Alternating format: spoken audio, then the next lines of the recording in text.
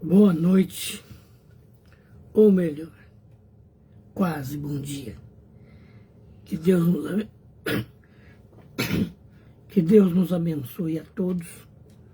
Estamos aqui antecipando a aula de amanhã em face de compromissos familiares. E vamos falar da 13ª aula, que nós demos o título de Ações Conduzidas e Condutoras. O que quer dizer isso?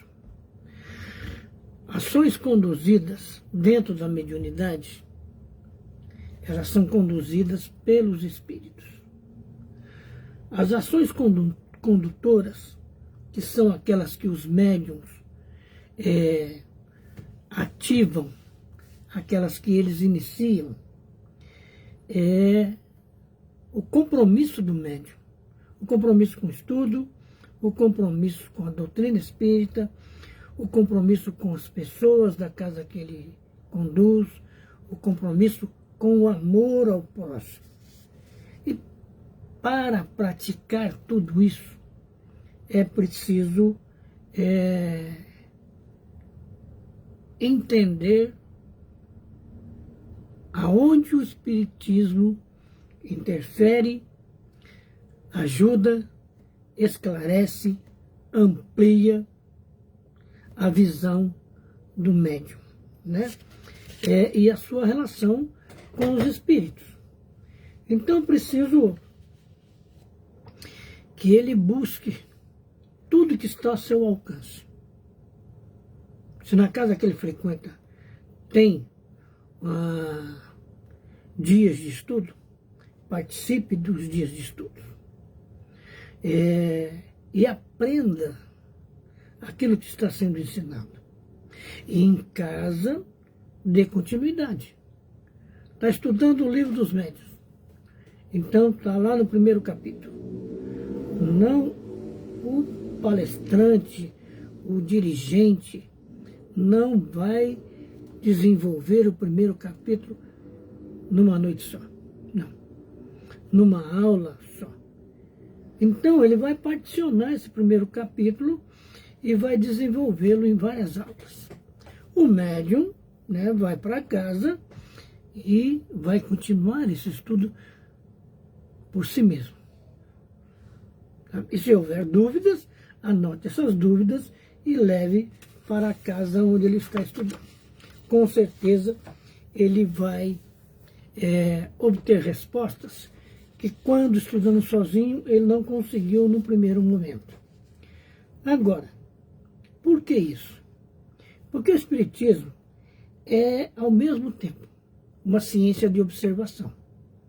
Se é de observação, o médium tem que estar atento no estudo, na interpretação que o seu dirigente dá, na interpretação que os seus confrades de estudo estão dando, né? E também uma doutrina filosófica. O Espiritismo é uma ciência de observação e uma doutrina filosófica. Como ciência prática, consiste nas relações que se pode estabelecer com os espíritos. Como filosofia, compreende todas as consequências morais que decorrem dessa relação. E aí o médium vai começar a descobrir, a partir de tudo que o Kardec ensinou, né, de tudo que ensinou Leon Denis, Gabriel Delane, Ernesto Bozano e tantos outros, o que são os espíritos, como se relacionar com eles, né? Então, as almas ou espíritos são, pois, uma única e a mesma coisa, né? De onde se entende que aquele que acredita na alma, ele acredita no espírito, independente da religião que ele busca estudar. Você pergunta às pessoas, você tem uma alma? Obviamente ele pode responder assim: eu sou uma alma encarnada num corpo. Então, se é uma alma que está vivendo aqui e acredita que tem essa alma, ele acredita no espírito. Então, ninguém tem para onde correr. Você pode formatar a sua religião do jeito que você quiser. Você está acreditando em espíritos. E eles, os espíritos, são seres semelhantes a nós. Me desculpem. Seres semelhantes a nós, tendo um corpo igual a nós, só que esse corpo é fluídico e é invisível. Nós não conseguimos enxergar. Apenas então somente aquele que tem mediunidade de vidência e que os espíritos permitem que ele veja. Então, quando essa alma está unida a um corpo, né, durante a vida ela tem um duplo envoltório. Um é pesado,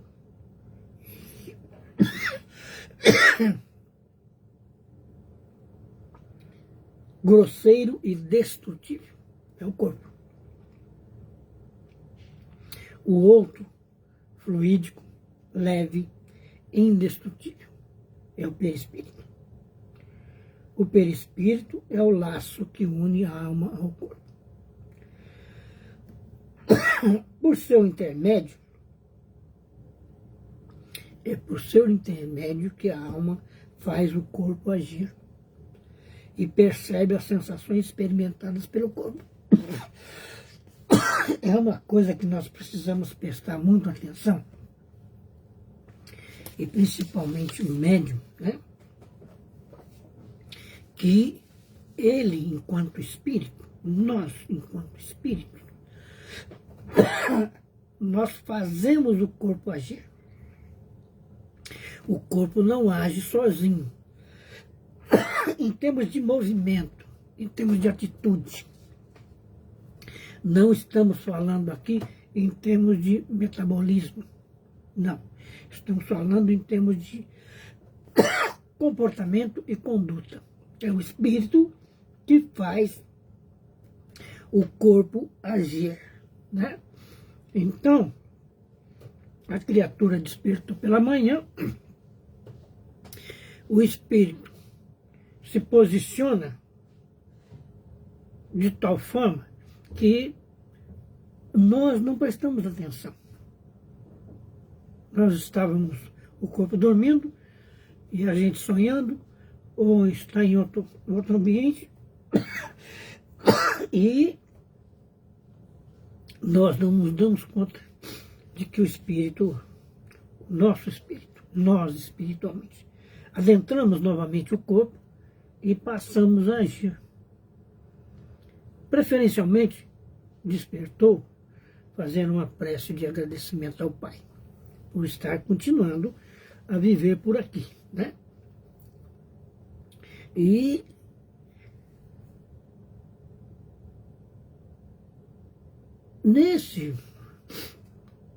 nessa organização, espírito, corpo, perispírito, né? O que comanda, o que é responsável pelas ações, pela conduta, pelo comportamento, é o espírito, né? Então, uma conclusão lógica. A união do perispírito do corpo constitui o homem. A alma e o perispírito separados do corpo constitui o ser chamado espírito. Por isso que o Kardec colocou assim didaticamente. Estamos aqui, nós somos alma. Para a gente não fazer confusões com o vocábulo, né? Estamos no mundo espiritual, nós somos espíritos. E, por uma questão de lógica, nós pertencemos ao mundo espiritual. E estamos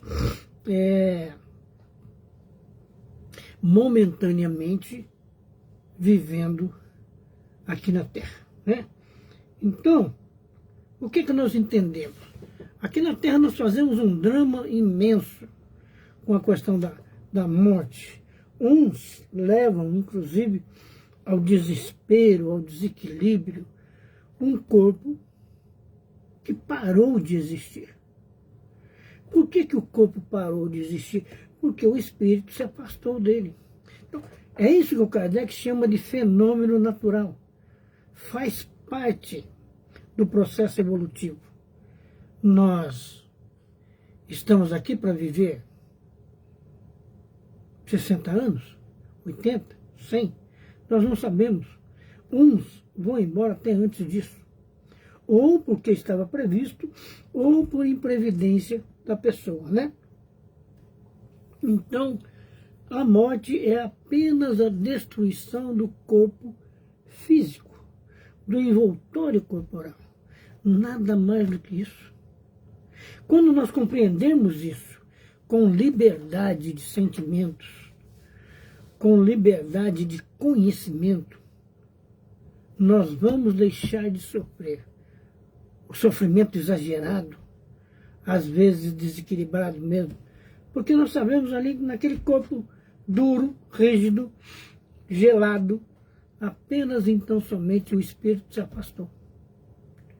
E aí nós vamos compreender de como nós afetamos o espírito com a choradeira, o desespero, a inconformação, né? O espírito já se desprendeu da matéria.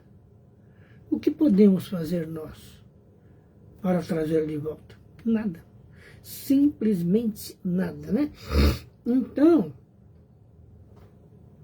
nós decidimos fazer esse tema exatamente para dar um desfecho, porque sobre a nossa relação com o mundo espiritual. De onde ela vem, para onde ela vai, como está conosco, né? Nós nos organizamos no mundo espiritual. Me dê licença um minuto aqui.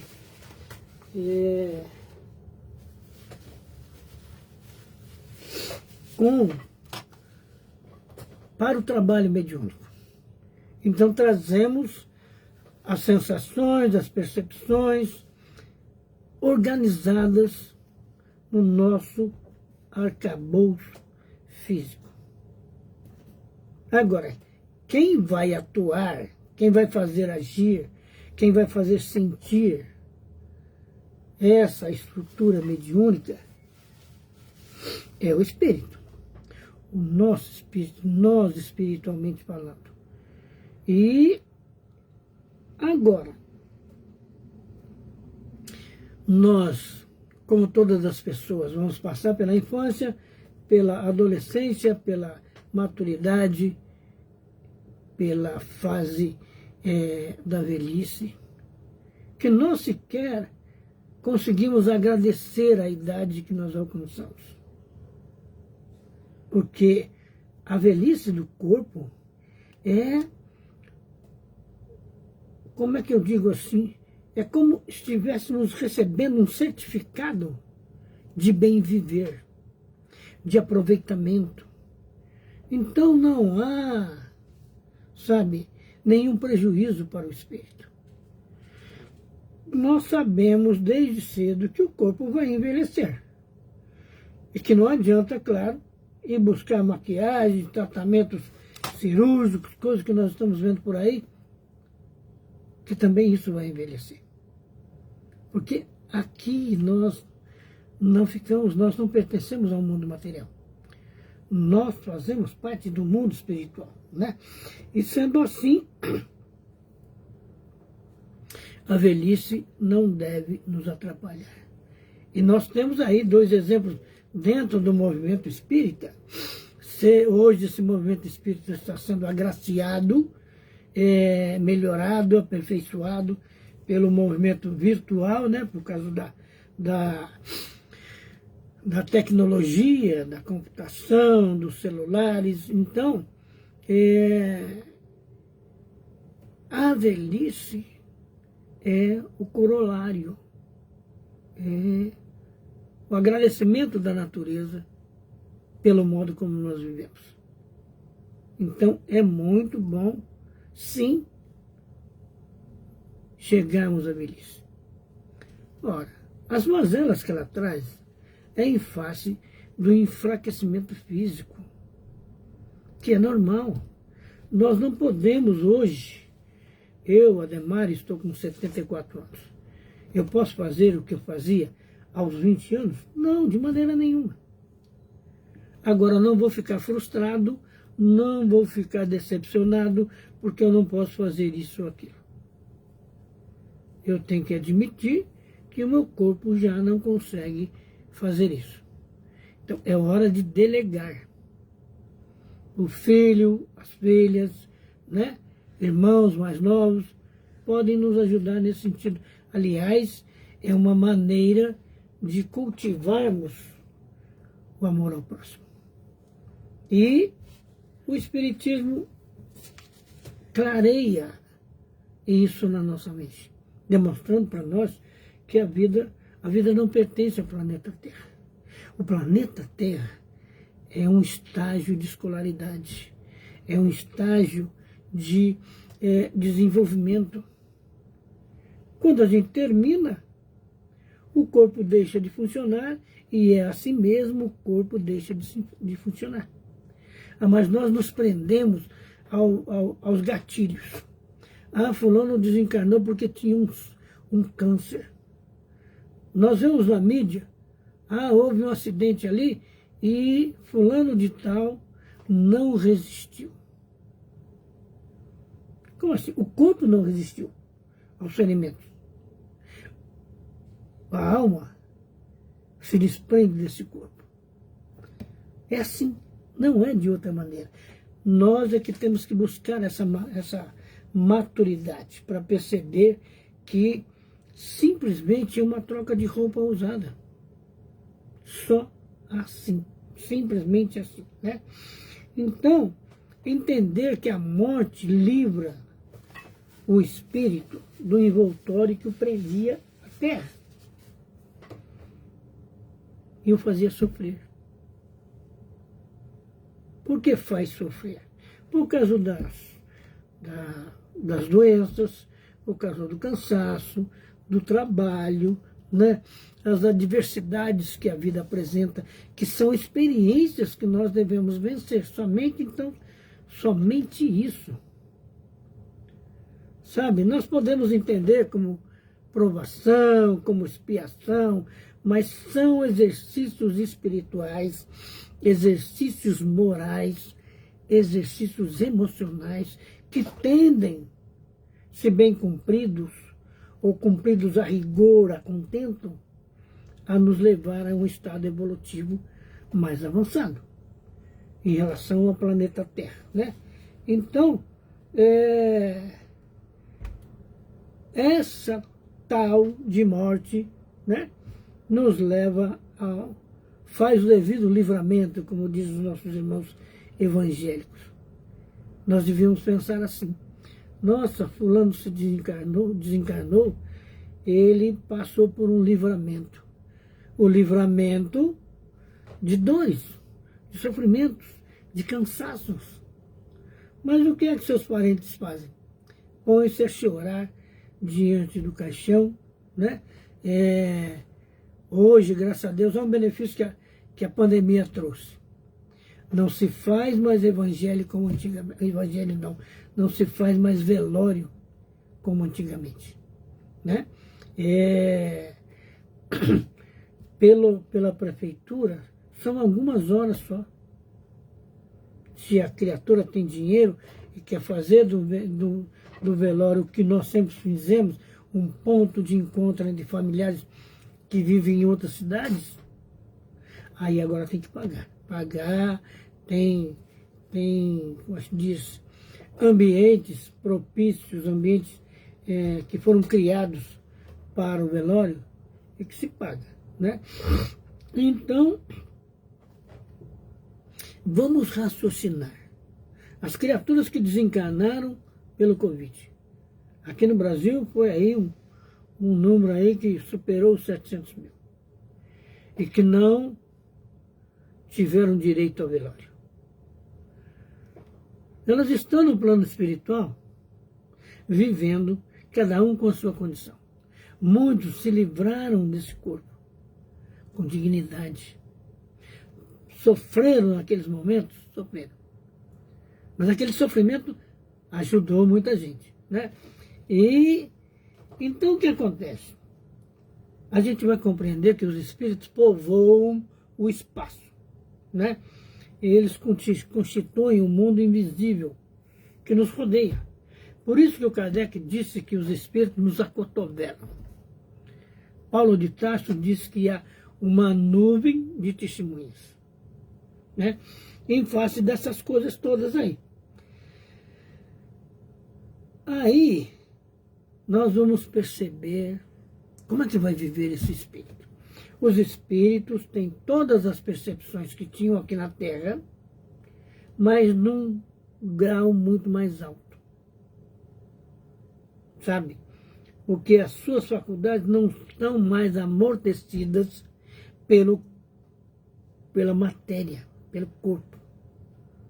Então, aquela nossa sensibilidade de ver espíritos vai se ampliar no mundo espiritual.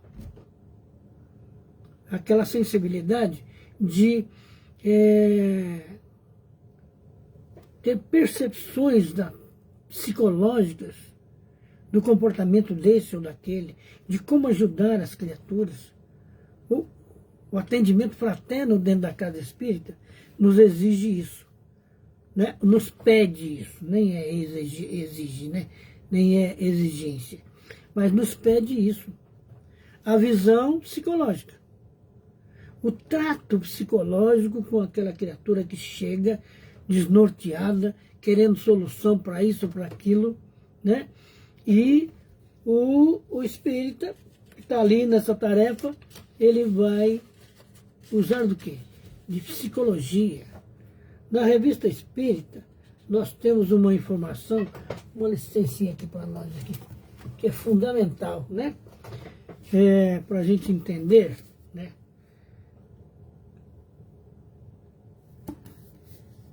Revista Espírita, Jornal de Estudos Psicológicos. A psicologia da alma, a psicologia imortal.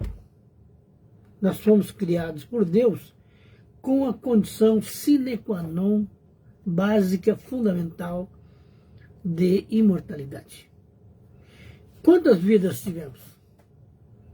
Quantas experiências, né? Quantos relacionamentos conjugais? Quantos relacionamentos amorosos? Quantos relacionamentos filiais? Fraternos, né? E nós vivemos aqui procurando almas gêmeas, amores perfeitos, né? Amor perfeito é uma flor, né? Então, toda a experiência que nós adquirimos ao longo do tempo, e que naturalmente nós vamos transformando essa experiência em talentos, em dons, né?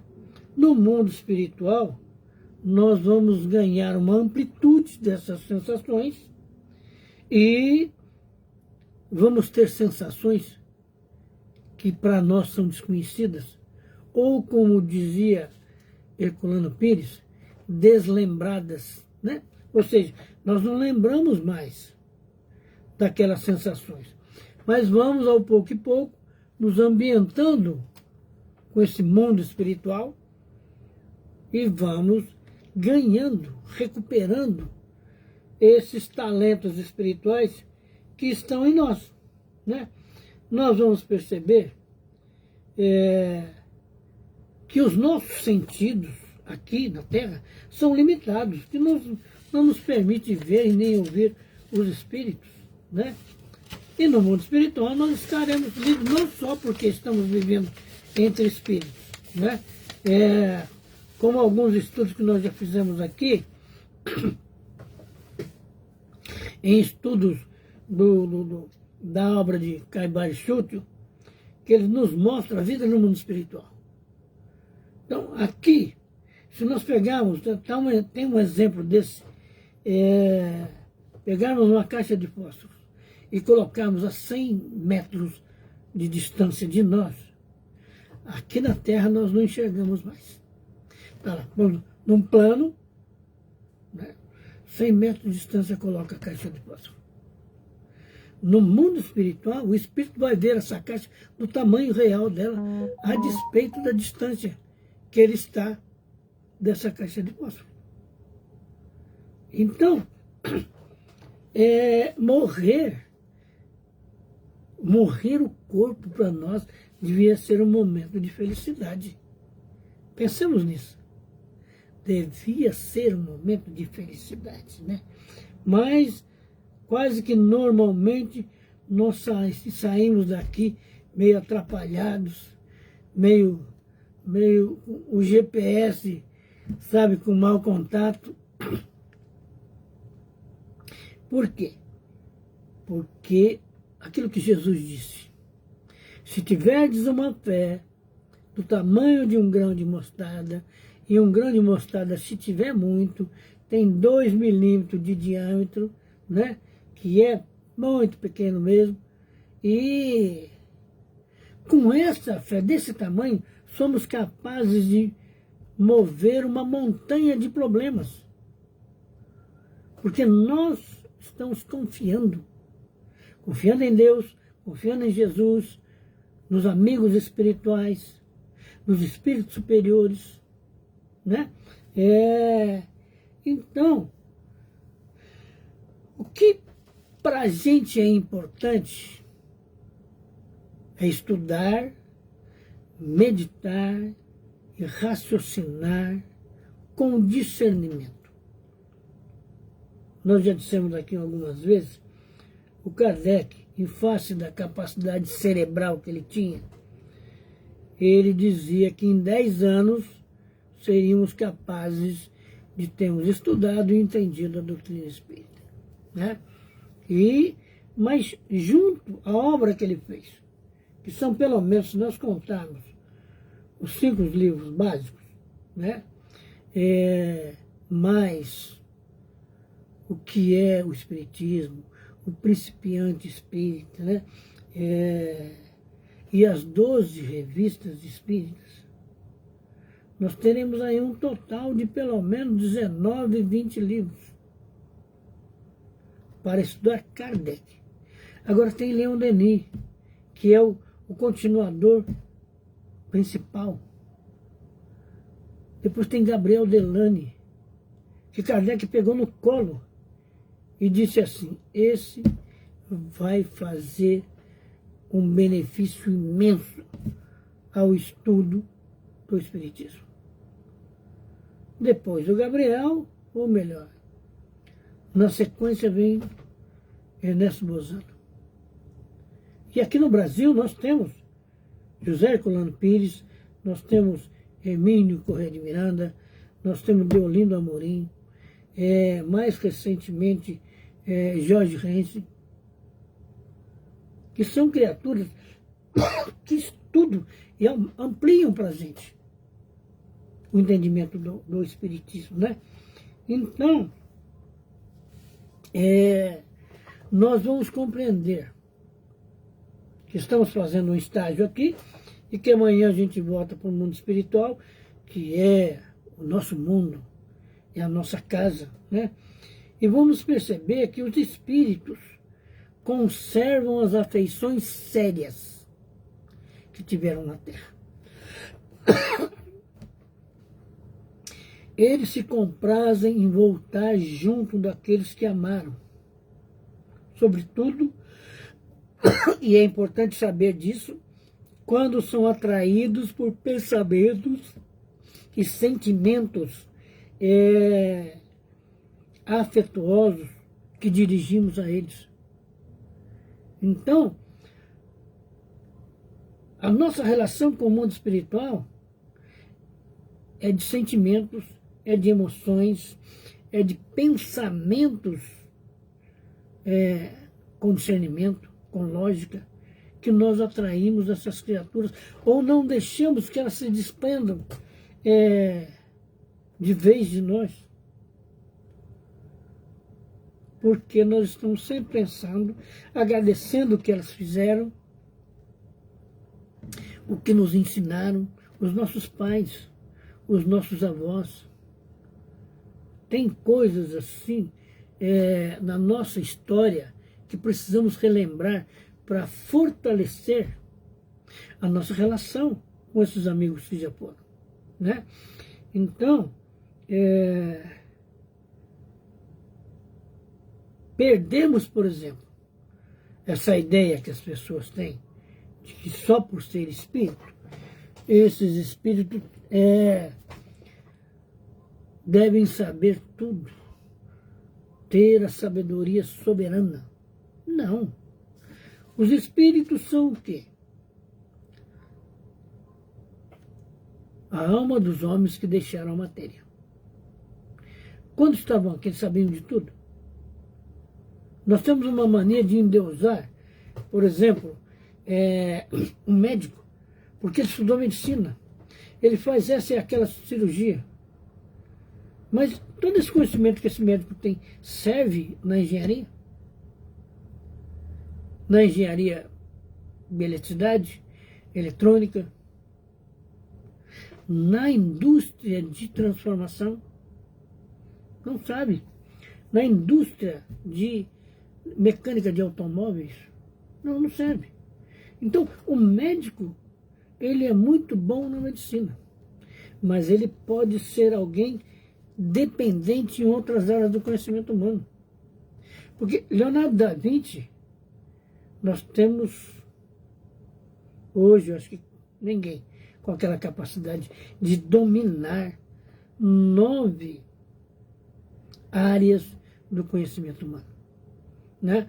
E isso quer dizer que os espíritos, não sendo senão a alma dos homens, não adquire a perfeição apenas porque deixou o envoltório físico. Eles vão continuar estudando, aprendendo, trabalhando, ganhando experiências no relacionamento com os outros, né? Nós vamos observar que no mundo espiritual, essa hierarquia que se montou aqui na Terra para endeusar uma série de profissões, por exemplo, os representantes políticos de um país, a política não é uma profissão. E, no entanto, aqui no Brasil, em tantos outros países aí, fizeram dessa, como é que eu digo, dessa busca do trabalho político uma profissão. Isso não é bom, né? No mundo espiritual nós não vamos encontrar isso. Nós não vamos encontrar fábricas como a Ford, como a Volkswagen, não vamos encontrar. A profissão do mundo espiritual se chama caridade e o amor ao próximo, né? E a doutrina espírita, com todos os seus fenômenos, vai nos mostrar isso, que muda a dinâmica existencial, né? Então nós vamos perceber, e se pudermos fazer isso aqui agora, que os espíritos não sabem tudo. E aqueles que sabem não têm por obrigação de nos revelar tudo. Porque nós temos que fazer a nossa parte. Nós temos que estudar, nós temos que aceitar as experiências que a vida nos apresenta e buscar desenvolver, solucionar isso, né? Porque, veja bem, se nós acreditarmos que os espíritos sabem tudo, o que acontece? Será que o espírito de um selvagem, de um criminoso, de repente ele ficou sábio e virtuoso? Não. Né? Até porque, não digo o os indígenas, que hoje não são mais selvagens, né? Que, aliás, eu acho até que nunca foram, né? Só pelo fato de viver na selva, não quer dizer que uma pessoa seja selvagem, né? O fato dessas criaturas que se desviaram no caminho, se tornaram criminosos, se tornaram viciados, se tornaram ladrões. No mundo espiritual, eles vão saber mesmo que sabem aqui. Então, quando nós nos relacionamos com os espíritos, nós temos sim que buscar aqueles que são bons, aqueles que são esclarecidos, né? E jamais querer que o espírito nos traga soluções para os nossos problemas, né? Porque somos nós que temos que resolvê-lo, né? E então, como há aqui na Terra homens de todos os saberes, de todos os graus de saber e de ignorância, de maldade, de bondade, no mundo espiritual é a mesma coisa. Por isso que nós citamos, se a criatura saiu daqui como um criminoso, como um viciado, um ladrão, ele não vai mudar esse caráter só pelo fato de ter desencarnado.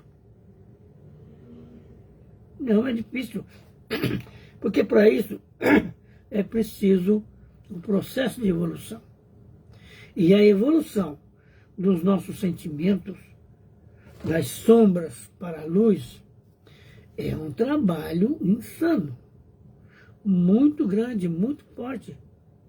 Porque nós temos que abandonar os nossos vícios de comportamento.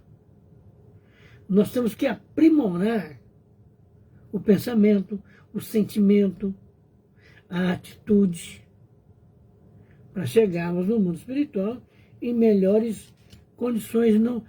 Aí nós vemos que não é apenas a questão do saber, do conhecimento cultural. É de conduta, é de amor ao próximo, né? Nós estamos chegando aqui pertinho do final, né? Então aí nós vamos perceber nesse relacionamento com o mundo espiritual que os espíritos têm maneiras diferentes de se manifestar. E aí entra a variedade de mediunidades. A visão, a audição, o toque, os ruídos, os movimentos de corpos, a escrita, o desenho, a música, né? São maneiras diferentes de manifestações, né, dos espíritos. Agora, para alcançar essas condições, nós temos que estar atentos às nossas percepções, à nossa sensibilidade, né? E, como já dissemos aqui em outras vezes, no começo dos sintomas mediúnicos, tudo, a gente percebe um monte de coisas. A gente vê, a gente chora, a gente ri, a gente ouve. Porque a proximidade dos espíritos, que tem conosco uma relação fluídica ou uma relação moral, a influência disso nos leva a sensações às vezes as mais disparatadas.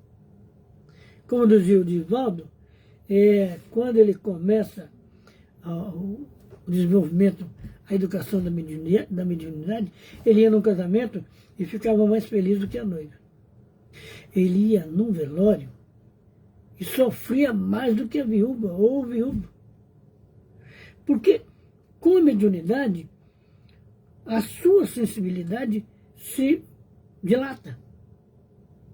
E nessa dilatação é que nós vamos aprender a ter o controle sobre ela. Sabe? Por isso que precisamos entender os fenômenos que são provocados pelos espíritos. E Kardec coloca para nós aqui que os espíritos se manifestam por intermédio de pessoas dotadas de uma aptidão especial para cada gênero de manifestação e que se distinguem pelo nome de médiuns. Mas são pessoas. Por que pessoas? Porque estão encarnadas. Então, uns vão ver, outros vão ver, né? Uns vão escrever, outros vão falar, né? Para entender esse relacionamento com o mundo espiritual, com os espíritos. E é preciso, por exemplo, entender a fisiologia do perispírito. É claro que não vamos entender detalhe por detalhe, mas entender como é que o perispírito nos ajuda, qual é a sua composição e como essa composição interfere nos nossos sentimentos. Afinal, ele tem magnetismo, ele tem eletricidade, ele tem matéria quintessenciada. O que coloca os espíritos ainda no mundo material. Só que uma matéria extremamente sutil, que nós não percebemos. Uma outra dimensão, uns dizem mundo paralelos, é o mundo espiritual. No estudo com o Kardec, nós aprendemos o quê? Que a natureza física está contida, ela pertence à natureza espiritual. A natureza espiritual é que tudo comanda. Na medida que nós compreendemos isso, né, nós vamos se relacionar melhor com os espíritos, com a nossa mediunidade, com a nossa sensibilidade, com a quantidade de fenômenos que ocorrem no nosso dia a dia. Porque nós vamos entender, por exemplo, que o fluido que compõe o perispírito, ele penetra todos os corpos e os atravessa como a luz atravessa um corpo transparente. Você tem um copo sobre a mesa, vem um raio de sol e essa luz atravessa aquele copo, aquele vidro, né? Na medida em que nós entendemos isso, fica fácil. Nós saímos do mundo da fantasia, nós saímos daquele encantamento, nós vamos perceber que realmente nenhuma matéria impõe obstáculo ao espírito, né? E que por isso ele pode estar conosco, dentro de casa, dentro de um trem, de um veículo locomotor qualquer. Ele pode estar conosco sobre as montanhas, sobre telhados, não importa. A nossa mediunidade é o veículo de comunicação. Então o Espírito quer te trazer um lembrete para você. E você está lá consertando um telhado. Ele vai esperar você descer? Não, claro que não. Ele simplesmente se aproxima e, através da condição fluídica ou da condição moral, ele emite esse pensamento e você percebe. E você traduz, e você analisa, entendeu? Aí está a relação mediúnica, através de fenômenos. A relação mediúnica, ela é um conjunto de fenômenos, como nós vimos em aula passada. A visão, a audição, as percepções todas, as sensações, é um conjunto, a mediunidade é um conjunto de sensações, né? E perceber, por exemplo, que o perispírito, embora invisível para nós, não deixa de ser matéria etérea. E que o espírito pode, em determinados casos, fazer uma espécie de modificação molecular que o torne visível para nós, e mesmo tangível. Por isso nós tivemos com Chico Xavier, com Peixotinho, com Eusápia, e uma série de outros. Jesus. Como é que chama aquela médium? Elizabeth Esperante. As materializações. Ivone do Amaral Pereira, né, via os espíritos no estado que ele desencarnou. A criatura suicidou, por exemplo. Ela o via nessas condições. E conversava e orientava. Às vezes eram preciso noites e noites, horas e horas, para poder ajudar esse espírito. Que depois do suicídio, ele já nem entende mais por que ele suicidou. Sabe? Porque ele passa por tanto sofrimento, porque ele tinha que viver até os 80 anos e suicidou aos 40. Os efeitos, as sensações que decorrem depois desse ato insano é simplesmente inenarrável. Por isso que a gente citou outro dia o livro Memória de um Suicida, para que a gente possa compreender isso. Sabe? Então, é tirar de nós o medo e enfrentar o livro, porque o livro não vai se transformar num espírito capaz de tocar em nós, né? Então, minhas irmãs, meus irmãos, né? Entender, por exemplo, que os espíritos, né, eles vão se tornar visíveis apresentando o mesmo corpo que ele estava usando antes de desencarnar. Então, se a criatura desencarna pelo suicídio, ele vai mostrar essas características, porque é uma forma de que possa ser reconhecido. De a gente entender, procurar conversar, orientar essa criatura para diminuir o sofrimento. Né? Que mais aqui? E para encerrarmos o nosso bate-papo por aqui, é igualmente com a ajuda de seu perispírito que o espírito faz os médiuns escreverem, falarem, desenharem e todas as outras modalidades mediúnicas, elas se dão via perispírito, do espírito desencarnado com o perispírito do médium encarnado, né? Entende? Então, o espírito, não tendo mais o corpo tangível, o corpo de carne, para atuar ostensivamente, ele quer se manifestar, ele vai se servir do corpo do médium. E para isso é preciso toda uma educação. Aí entra a educação da mediunidade, a educação dos sentimentos, a educação que nos fala sobre o respeito que nós temos que ter para com eles, o respeito que eles têm para conosco, né? Então, meus irmãos, esse espírito vai se servir do corpo do médium, de quem empresta os órgãos, que faz atuarem como se fossem deles mesmos, dele espírito. E isso pela emanação fluídica que ele derrama sobre o médium.